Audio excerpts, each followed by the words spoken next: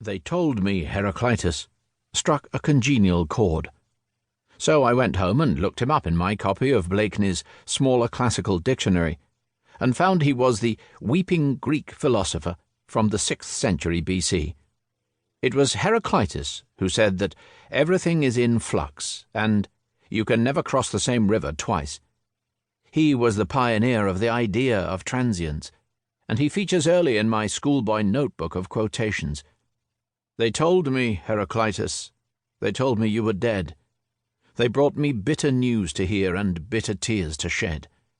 I wept as I remembered how often you and I had tired the sun with talking and sent him down the sky. And now that thou art lying, my dear old Carian guest, a handful of grey ashes long, long ago at rest, still are thy pleasant voices, thy nightingales, awake. For death he taketh all away, but them he cannot take.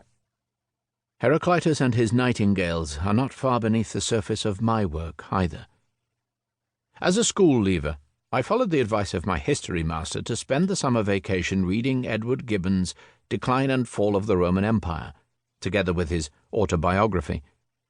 Gibbon's subject was, in his own words, the greatest, perhaps, and most awful scene in the history of mankind. I have never read anything to surpass it. Its magnificent narrative demonstrates that the lifespan even of the mightiest states is finite. Years later, as a professional historian, I plunged into the history of Central and Eastern Europe. My first assignment as a lecturer at the University of London was to prepare a course of 90 lectures on Polish history. The centrepiece of the course was devoted to the Commonwealth, or Rzeczpospolita, of Poland-Lithuania, which at its conception in 1569 was the largest state in Europe, or at least the master of our continent's largest tract of inhabited lands. Nonetheless, in little more than 2 decades at the end of the 18th century, the Polish-Lithuanian state was destroyed so comprehensively that few people today have even heard of it. And it was not the only casualty.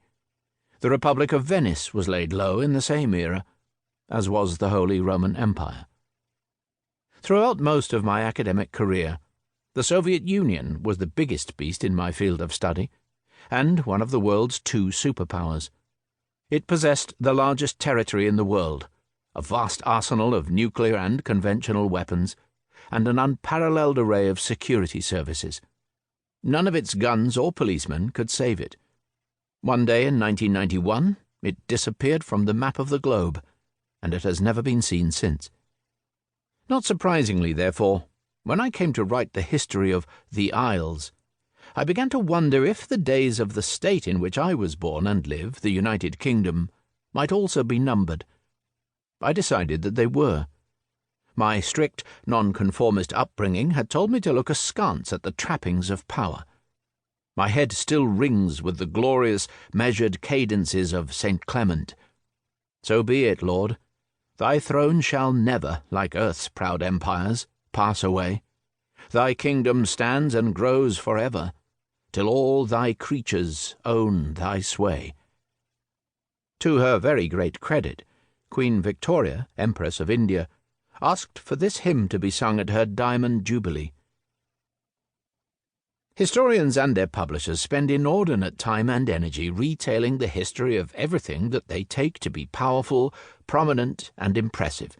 They flood the bookshops and their readers' minds with tales of great powers, of great achievements, of great men and women, of victories, heroes, and wars, especially the wars which we are supposed to have won, and of the great evils which we opposed.